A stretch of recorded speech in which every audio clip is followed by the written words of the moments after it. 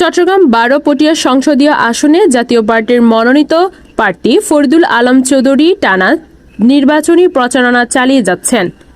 আজ তিনি উপজেলার বিভিন্ন ইউনিয়নের একাধিক এলাকায় ব্যাপক গণসংযোগ ও সংক্ষিপ্ত পথসভা করেন। গণসংযোগকালে ফরিদুল আলম চৌধুরী স্থানীয় ভোটারদের সঙ্গে কুশল বিনিময় করেন এবং সাধারণ মানুষের খোঁজখবর নেন। এ সময় তিনি জাতীয় পার্টির উন্নয়ন পরিকল্পনা ও ভবিষ্যৎ ভাবনা তুলে ধরে আসন্ন জাতীয় সংসদ নির্বাচনে তার পক্ষে সমর্থন ও ভোট প্রার্থনা করেন। এই সময় তার সঙ্গে উপস্থিত ছিলেন জাতীয় পার্টির নেতা নুরুল ইসলাম কমিশনার, ডক্টর খোরশেদ আলম, টিপু চৌধুরী, রাজীব চৌধুরী সহ জাতীয় পার্টি ও অঙ্গ সহযোগী সংগঠনের নেতাকর্মীরা। 12 আসন থেকে চট্টগ্রাম 12 আসন থেকে জাতীয় পার্টির নাগরিক প্রতীক নিয়ে জিএম কাদের সাহেব আমাকে দিচ্ছেন। আমি আসছি। আমি 17টা ইউনিয়নের গণসংযোগ করে যা বুঝতেছি আমাকে সবাই সমস্ত মাইনরিটি হয়তো নিয়ে সব জনগণ আমাকে স্বতঃস্ফূর্তভাবে ভোট দেবে সেটা আমাকে বলতেছে। তার জন্য আমি খুবই আশাবাদী। আমি আশা করি আমি এই পটিয়া মধ্যে আমি ইনশাআল্লাহ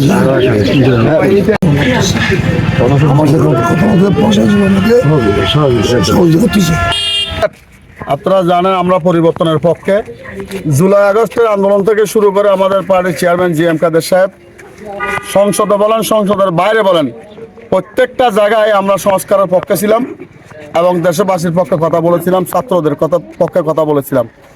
আজকেও আমরা এই সংস্কারের পক্ষে আছি, কিন্তু কথা হচ্ছে আমাদেরকে নির্বাচন থেকে বাইরে রাখার জন্য অনেক চেষ্টা হচ্ছে। এটা কখনো জাতীয় পার্টি মেনে নেবে না। আর যে প্রধান সমস্যা রয়েছে সেগুলো নিয়ে কথা বলবেন, সেগুলোর জন্য তিনি সংসদে কথা বলবেন। এবং যারা ব্যাংক কর্মচারী ছিলেন, যাদের বিনা দোষে যাদের চাকরিচ্যুত হয়েছেন, এই চাকরিচ্যুতদের পাশে আমরা ছিলাম, আমরা কথা বলেছি আমাদের সভা সমাবেশে।